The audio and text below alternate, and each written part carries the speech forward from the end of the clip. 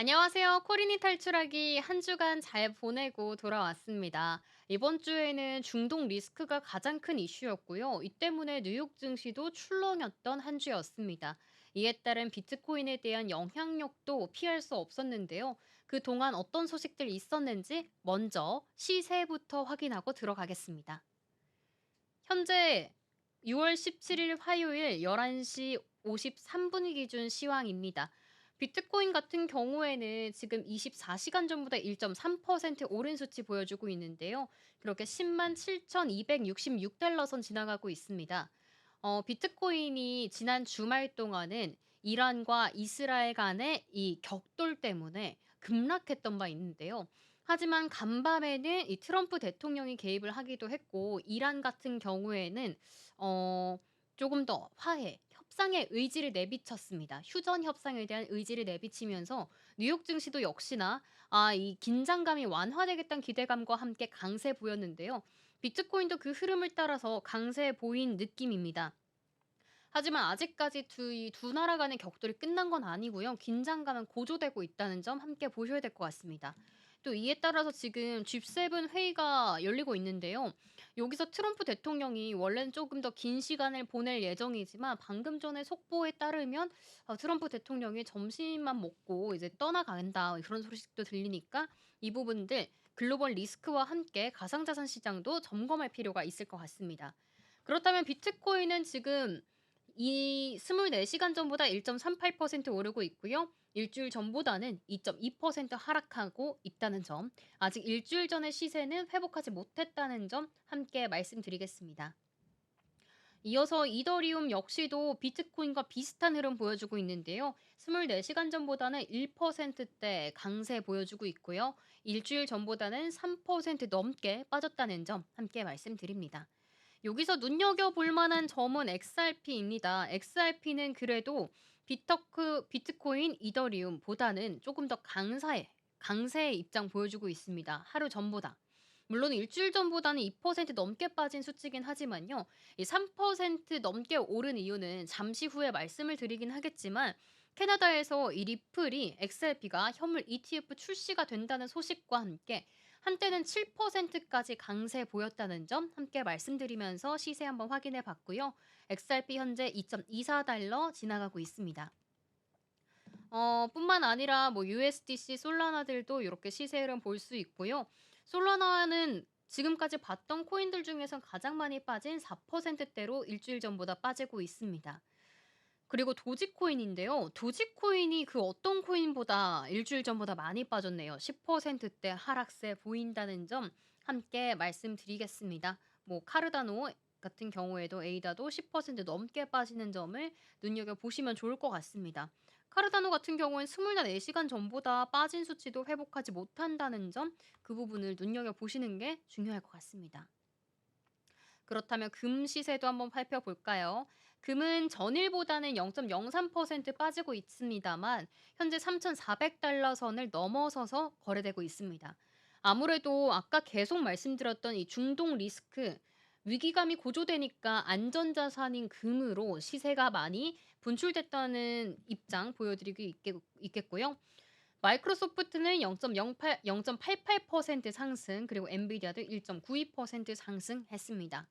M7 종목들 일제히 다 오름세 보였는데요. 여기서 유일하게 애플만이 지금 1%대 상승했던 거 볼 수 있습니다. 전반적으로 다 비슷한 시세 흐름 보이고 있네요. 네, 그렇게 요렇게 해서 간밤에 비트코인과 그리고 미증시에 대한 간략한 시세까지 확인해 봤습니다.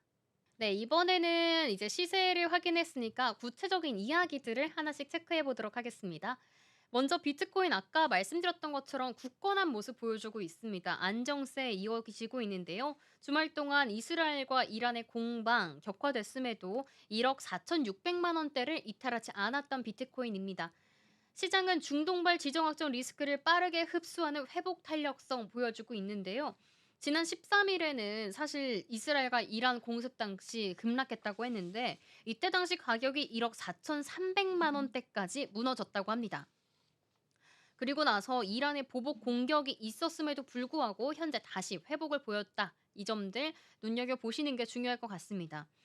이 코인 대한 분석가에 따르면요. 비트코인이 최근 중동 같은 정말 거대한 사태에도 불구하고 탄탄한 펀더멘털을 보여주고 있다고 분석하고 있습니다. 거래소 순 입출금 지표를 봤을 때도 대량의 비트코인 입금이 발생하지 않았고요. 전체적으로 미결제 약장은 여전히 견고하다는 입장까지 취하고 있네요. 그래서 이 부분에 있어서는 현재 시장의 시각을 좀 주목하셨던 것 같은데요. 중동 사태를 국지적 갈등으로 보고 있기 때문에 시장에 대해서는 큰 여파가 없고 대규모 이탈이 있지는 않을 것이라고 정리하고 있습니다.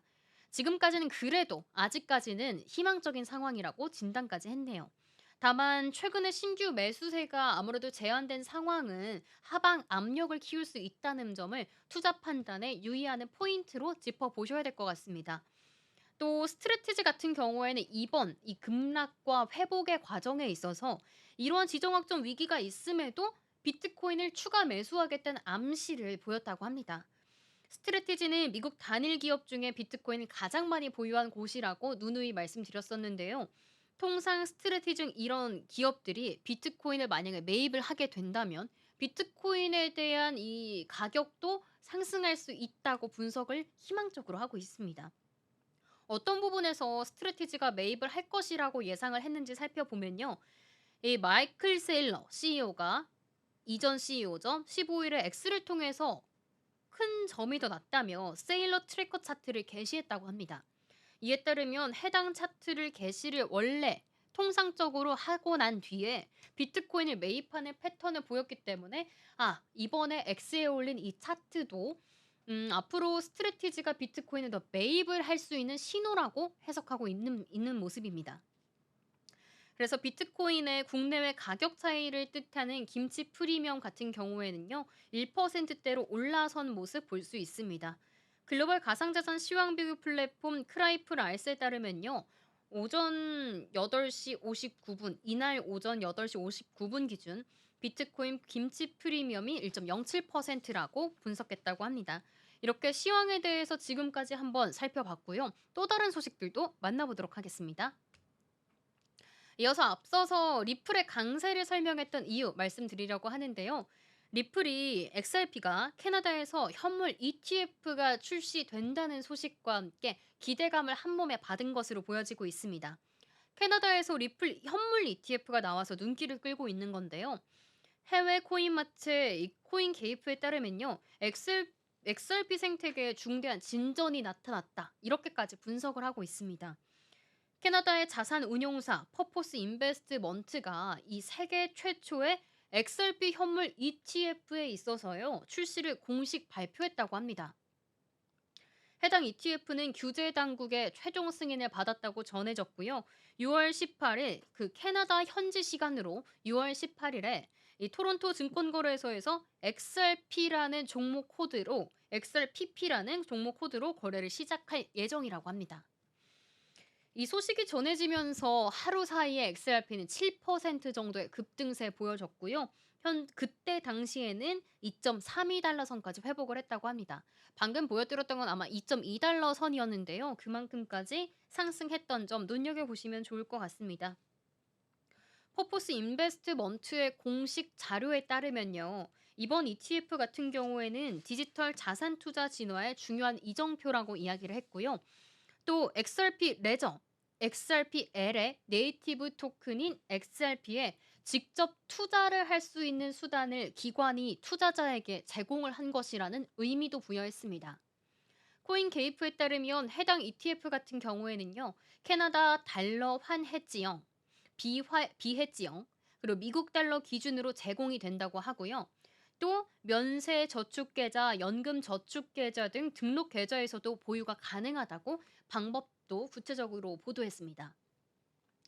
이번 캐나다 XRP ETF 같은 경우에는 전 세계 기준으로 이 XRP 현물 상품의 세 번째라고 합니다. 앞서 브라질 B3 증권거래소에서 해시덱스가 이 XRP H12를 출시를 했고요. 스위스에서 21쉐어스의 XRP ETP가 이미 거래 중이라고 합니다. 이렇게 브라질, 스위스에 이어 캐나다가 세 번째 XRP 상품을 내놓은 것입니다. 현재 미국 내에서도 사실 XRP에 대한 ETF 소식들 많이 전해드렸는데요. 아직까지는 SEC의 공식 승인이 남아있는 상태라는 점 함께 말씀드리겠습니다. 현재는 7개의 자산 운용사가 이 XRP ETF 신청서는 제출한 상태이고요. 또 이 부분에 있어서 앞으로 공식 승인이 어떻게 날지 주목하셔야 될 것 같습니다. 코인 게이프에 따르면 ETF 승인 가능성이 87%나 도달한다고 분석하고 있는데요. 연내 미국 내 출시도 기대하는 대목이라고 이야기하고 있습니다. 그래서 미국 측의 최종 결정 시한은 10월 17일, 현지가 시간으로 10월 17일에는 최종 결정이 날 것으로 보여지고 있기 때문에 이 부분들 몇 개월 걸려서 조금 더 기다려 보시는 게 중요할 것 같습니다. 그래서 코인 게이프는 퍼포스 XRP ETF의 6월 18일 상장 발표와 동시에 XRP 가격이 빠르게 반등했기 때문에 앞으로 좀 미국에서도 이 ETF가 더 파급적으로 더 강하게 7개 자산 운용사가 신청한 만큼 이 성과가 나오게 된다면 리플에 있어서도 상당한 호재가 될 수 있는 대목이라고 보여지고 있습니다. 그렇기 때문에 리플은 국내외적인 이슈들을 더 많이 체크하시는 게 중요할 것 같습니다. 이렇게 리플 관련된 ETF 말씀드렸는데요. 이어서는 비트코인과 이더리움 현물 ETF 관련 소식입니다. 바로 트럼프 미디어에서 밝힌 내용인데요.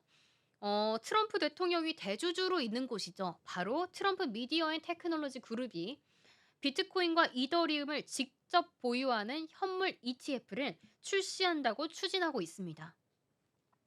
현지 시간 16일 블룸버그 등 주요 외신에 따르면요. 트럼프 미디어는 최근 미국 증권거래위원회 SEC에 트러스 소셜 비트코인 및 이더리움 ETF에 대한 등록 신청서를 제출했다고 합니다. 지금 신청서만 제출한 상태라는 점 함께 말씀드리고요.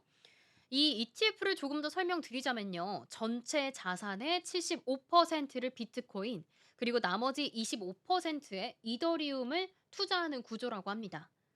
이렇게 보면 3대 1의 구조라고 이해하시면 될 것 같은데요. 트럼프 미디어 측은 이 상품이 두 가지의 대표적인 가상자산, 이 부분의 움직임을 반영하는 방식으로 운영이 될 것이라고 설명하고 있습니다. 비트코인 관련 자산 운용은 가상자산 거래소 크립토닷컴이 전담을 한다고 합니다. 크립토닷컴 같은 경우에는 ETF의 전속 수탁 기관이고요. 또 주요 거래 실행 주체와 유동성 공급자로 참여도 한다고 밝혔습니다.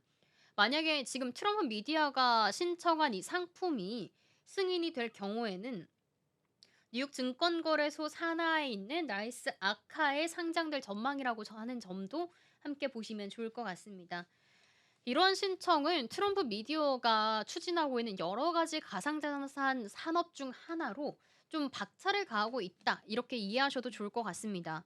트럼프 미디어는 앞서 비트코인 구매를 위해 기관 투자자들로부터 약 25억 달러의 자금을 유치하겠다고 발표한 적 있다. 이 부분도 뉴스로 전해드렸었고요. 또 이달 초에는 비트코인에만 투자하는 현물 ETF, 당국에 신청한 바 있다는 점도 코린이 탈출하기로 매주 이야기 드렸습니다. 또 트럼프 미디어 자체 금융 플랫폼 트루스파이를 운영한다는 계획도 있으니까요. 좀 트럼프 미디어가 가상자산에 있어서 상당히 다각도로 이런 신청들을 내고 있고 추진을 하고 있다는 점을 함께 이해해 주시면 좋을 것 같습니다. 이어서는 스테이블 코인 관련된 소식들을 만나보도록 하겠습니다. 스테이블 코인 국내외에서 정말 핫한데요.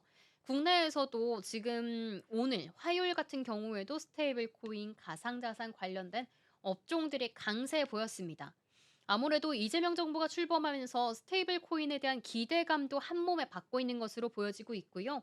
또 관련해서 개별 종목들의 호재도 있기 때문에 이 업종들이 순항하고 있다는 점들 말씀드렸는데 이 스테이블 코인이 앞으로 어떻게 좀 나아갈지 기사와 함께 말씀드리도록 하겠습니다. 먼저는 해외에 있는 스테이블 코인 소식부터 전해드리고자 합니다. 월마트와 아마존도 만든다는 뉴스인데요. 자체 스테이블 코인 발행을 추진한다고 월스트리트 저널이 현지 시간 13일에 보도를 했다고 합니다. 세계 최대 소매업체인 월마트, 오랫동안 금융 서비스 분야 진출을 모색해온 기업인데요. 월마트가 스테이블 코인을 발행을 하게 된다면 이 카드와 같은 결제 수단에서 발생하는 수십억 달러의 수수료가 감소하게 된다고 합니다. 또 더 빠른 결제 처리가 가능해진다는 전망도 있는데요. 이 부분에 있어서 월마트가 스테이블 코인을 발행하면 이점들이 생길 거기 때문에 이 부분들을 분석한 것으로 보여지고요. 아마존 같은 경우에도 온라인 쇼핑에서 자사 코인을 적용하는 방안을 검토하고 있습니다. 내부적으로 논의가 되고 있는데 이 월스트리트 저널에 따르면요. 월마트나 이러한 아마존이 기존의 결제 시스템을 좀 우회를 해서 가상자산 기반 결제 시스템을 도입하려 움직임이 보이고 있는데 이런 움직임 같은 경우에는 미국 전역의 은행과 이 전국의 카드 네트워크 거대 기업들을 상당히 경악하게 할 것이라고 이야기하고 있습니다. 아무래도 자사들이 발행한 스테이블 코인을 사용하는 걸 적극적으로 추진하게 된다면 기존에 독점하고 있던 은행, 카드사들은 이 수수료 면에 있어서 타격을 받을 수 없기 때문에 이런 기사가 나온 것으로 보여지고 있고요. 스테이블 코인을 살짝 더 주목해 보자면 그동안 가상자산 거래나 탈중앙화 금융만으로 사용되던 이 담보 용도로 사용되던 스테이블 코인이 이제는 용도가 상당히 상용화되고 우리랑 좀 더 친숙한 방안으로 모색한 것으로 보여지고 있습니다. 이렇게 최근에는 조금 더 신속하고 조금 더 저렴하게 국가 간 자금을 이동하게 할 수 있는 수단이 된 것으로 보여지고 있고요. 그렇기 때문에 뭐 사용자들의 기대는 물론 기업들의 인기도 어마무시하게 올라가고 있는 것 같습니다. 이렇게 월마트나 아마존처럼 정말 방대한 고객층 그리고 데이터를 보유하고 있는 플랫폼들, 기업들이 직접 발행에 나선다고 하면요. 앞서 말씀드렸던 이런 기업들의 대표적인 사례, 비자, 마스터카드와 같은 카드 기반 결제 시스템을 직접적으로 위협할 수 있다고 합니다. 지금까지도 정말 많은 유동기술 기업이 이 카드 수수료 부담을 줄이기 위해서 대체 결제 수단을 모색해 왔는데 아직까지는 실질적인 성공 사례는 발견하기 어렵다고는 합니다. 그래서 이번 스테이블 코인 구상 같은 경우에는 결제에 있는 관련된 규제를 담은 지니어스법, 스테이블 코인과 관련된 미국의 의회의 법안이죠. 지니어스 법이 앞으로 통과 여부에 따라서 성패가 갈릴 것이라고 보여지고 있습니다. 오늘 우리 시장에서 가상자산 시장이 좀 업종이 좋았던 이유 중 하나가 이 지니어스법이 표결에 붙여지고 어떻게 나올지 결과가 주목되기 때문에 올라주는 영향도 있다고 하는데요.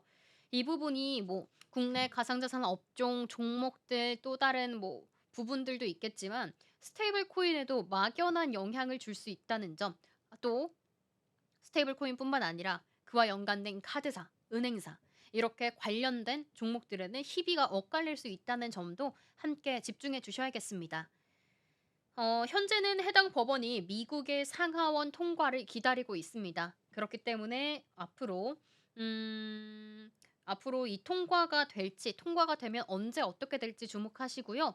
또 아마존, 월마트 두 기업뿐만 아니라 당연히 다른 기업들도 자체 스테이블 코인을 관심 있게 보고 있겠죠.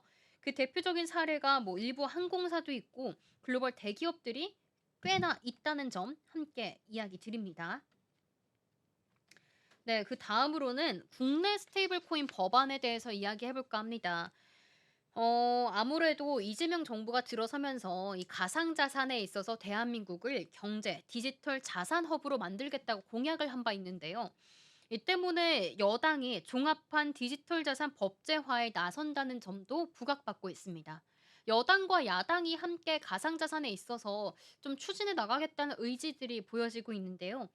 더불어민주당은 정부와 가상자산 업계가 함께 스테이블 코인의 자기 자본 요건 10억 원으로 규정한다는 소식 지난주에 들려드렸던 것 같습니다. 그렇게 하고 준비자산 의무 등을 명시한 내용의 디지털 자산 법안을 발의할 예정이라고 합니다. 이에 따라서 17일 금융권과 정치권에 따르면요. 민주당 정무위원들이 이 같은 내용의 디지털 자산 시장의 혁신과 성장에 관한 법률안을 이달에 발의할 예정이라고 합니다. 민주당 정무위원들은 가상자산 이용자 보호 등에 대해 법률 후속 조치로요. 종합적인 디지털 자산 법안을 준비를 해왔습니다. 해당 법안은 여당 정무위 간사인 강준현 의원이 대표 발의할 예정이라고 하네요. 이 법안에서 좀 주목할 만한 점들이 시청자분들이 가장 궁금하실 내용일 것 같은데요. 여기서 두드러진 점이 바로 스테이블 코인을 가치 안정형 가상자산, 디지털 자산으로 명명을 하게 되고요. 또 발행을 인가받을 수 있는 자기자본 요건을 앞서 말씀드린 바와 똑같이 10억 원으로 규정했다는 점입니다.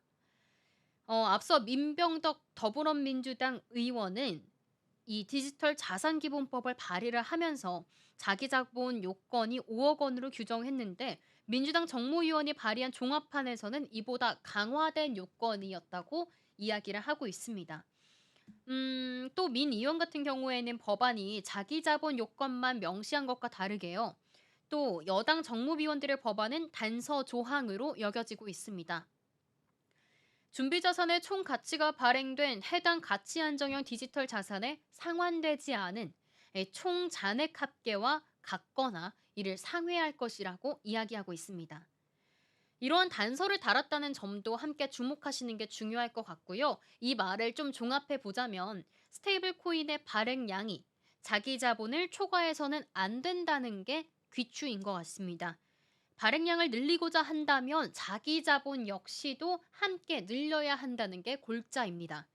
한국은행이 스테이블 코인에 대한 우려를 계속해서 제기를 해온 점도 주목을 하셔야 될 것 같은데요. 그만큼 해당 법원에서는 한국은행의 자료 제출 요구가 있을 거고요. 또 금융감독원에 대한 검사 요구 권한도 보장한다고 합니다. 또 긴급할 때에는 금융위원회에 대해서 의견을 표명할 수 있다고 말하고 있고요. 또 금융위 같은 경우에는 특별한 사유가 없는 한 한은의 의견을 존중해야 한다고 이야기도 하고 있습니다. 이러한 이야기 밖에도 윈 의원이 디지털 자산위원회를 대통령 직속으로 설치하도록 한 것과 다르게 여당 정무위 안은 금융위원회에 설치가 되고요. 또 금융위 부위원장이 위원장을 맡도록 했습니다. 법안 설계에 참여한 참여자는 민병덕 의원안을 통해 디지털 자산 총 거버넌스를 논의하기 시작했다고 합니다. 그러면서 물꼬를 텄고 이 법안으로 세부적인 내용을 앞으로 더 발전시킬 수 있다는 점이 중요한 것 같습니다. 그렇기 때문에 국내에서도 이 관련된 법안이 좀 신속하게 이뤄지고 있는 듯한 움직임은 보여지고 있으니까 관련해서 우리나라 시장이 얼마나 커질 수 있을지, 스테이블 코인의 상용화가 하루빨리 다가올 수 있을지 함께 주목해 보시는 게 중요할 것 같습니다. 그러면서 뭐 스테이블 코인도 당연히 보셔야겠지만요. 누누이 짚어드리는 것처럼 관련된 종목들도 주식시장에서도 보시는 게 중요할 것 같다는 말씀 함께 드리겠습니다. 자, 그렇다면 이번에는 국내의 스테이블 코인은 아니고요. 이번엔 서클에 대해서 이야기해 볼까 합니다. 스테이블 코인 발행사 서클. 이게 미국 시장에서 상장하고 급등세. 저번에 제가 가져올 때는 200%대 급등세로 기억을 하고 있는데 이번 기사는 그 사이에 또 폭등을 했다고 합니다. 그렇게 상장 이후에 무려 400% 넘게 폭등했다고 하는데요. 그때 시점에만 조금 담았었더라도 상당한 상승세를 보이지 않았을까 하는 생각이 드는데 스테이블 코인 발행업체 서클의 주가가 최근에 또 13% 폭등하고 총합 400% 정도의 폭등을 했다고 합니다. 그렇게 해서 현지 시간 16일 뉴욕 증시에서 151.06달러를 기록했다는 점 함께 말씀드리도록 하겠습니다. 서클은 지난 5일에 6월 5일에 뉴욕 증시에 상장하며 정말 얼마 안 됐는데요. 한 10일 정도밖에 안 지난 것 같습니다. 공모가는 31달러였는데 상장 이후에 무려 387%나 폭등한 수치입니다. 스테이블 코인은 도널드 트럼프 행정부가 암호화폐 규제를 완화하는 기조를 보이고요. 또 미 의회가 스테이블 코인 관련 법안을 8월 안에 통과시킬 수 있다는 그러한 전망이 내비쳐지면서 최근 들어서 더더욱 큰 주목을 받았습니다. 서클 역시도 스테이블 코인 USDC의 발행사인데요. 스테이블 코인은 가격 변동성을 최소화하기 위해 특정 자산의 가치를 고정한 암호화폐 자산이죠. 그렇기 때문에 미국 시장에서도 조금은 더 안전하고 좀 신뢰도가 있는 부분이기 때문에 가장 먼저 자금이 쏠리지 않았을까 하는 생각이 듭니다. 서클이 발행하는 USDC 지금 시총을 조금 살펴보면 상당히 의미가 남다를 것 같습니다. 전 세계에서 우선 두 번째로 큰 스테이블 코인이고요. 또 시장 점유율은 스테이블 코인이지만 27%에 달하고 전체 시총은 7위에 달한다고 합니다. 스테이블 코인 1위는 참고로 누구나 아실 것 같지만 테더입니다. USDT 스테이블 코인 1위고 시총에서는 전체 3위입니다. 시장 점유율은 67%라고 하네요. 그렇기 때문에 스테이블 코인 서클의 상승세도 주가 흐름과 함께 말씀드렸고요. 이제 마지막으로는 비트맥스입니다. 마이크로 스트래티지, 앞서서 스트래티지에 대한 이야기도 저희가 간략하게 나눠봤는데요. 한국판 스트래티지로 불리는 비트맥스, 이 부분에 있어서는 제가 어쩌다 보니 매주 소식을 가져오는 것 같아요. 그만큼 시장에서 비트맥스가 가상자산에 집중하고 있는 영향력이 크다, 이렇게 해석할 수 있을 것 같습니다. 비트맥스가 최근에 20.76개의 비트코인을 또 추가 매수했다고 합니다. 제가 처음에 비트맥스를 가져왔을 때는 지금처럼 우리나라에서 비트코인 보유하는 기업 중 1 위는 아니었습니다. 오히려 위메이드가 1위 자리를 굳건하게 지키고 있었는데요. 비트맥스가 저번에 가져왔을 때 한번 이 위메이드를 추격하더니 이제 추격을 완료해서 1위 자리를 지키고 조금 더 격차를 벌려가고 있는 모습 보여지고 있습니다. 이렇게 비트코인이 오히려 하락할 때를 기회로 삼아서 항상 비트코인을 모아가고 있는 비트맥스인데, 매입을 계속 지속하면서 비트코인 트레저리 전략 강화하고 있다고 합니다. 회사는 오는 20일 납일 예정인 제4회차 전환사채가 500억 원인데요. 500억 원 중 약 400억 원이나 5분의 4나 비트코인 추가 매입에 사용할 계획이라고 밝힌 바가 있습니다. 이는 국내 상장사 중에 가장 적극적인 가상자산 투자 전략이라고 손에 꼽히고 있는데요. 글로벌 기관 투자자 그리고 상장사들과 보조를 맞춘 행보로 보여지고 있습니다. 실제로 글로벌 시장에서는 자산 운용 방식의 변화가 가속화되고 있습니다. 이달 첫째 주 기준 암호화폐 펀드의 운용 자산 규모는 1670억 달러로 꼽히고 있는데, 이 규모가 무려 사상 최고치라고 합니다. 전에도 말씀드렸지만 일본의 메타플래니, 미국의 스트래티지 같은 이런 기업들도 가상자산 보유 전략을 확대화하고 있고요. 이들 기업의 주가도 급등세 달리는 만큼 비트코인도 최근에 급등세 가속화 밟고 있습니다. 국내에서도 당정이 외환 보유액에 비트코인을 포함한 방안을 논의 중인 가운데인데요. 가상자산 제도화 움직임도 확산되고 있으니까 이 부분들 함께 말씀해 주시면 좋을 것 같고, 비트맥스 회사 관계자의 말을 끝으로 마무리하도록 하겠습니다. 글로벌 경제 불확실성이 커져가고 있는데 비트맥스의 전략적인 비트코인 투자 자체가 선제적인 대응으로 해석할 수 있다고 이야기하고 있고요. 기관과 정부 차원의 수요 증가와 맞물려 있고, 또 주가 상승과 기업 가치 재고로 이어질 가능성이 높다고 얘기하고 있습니다.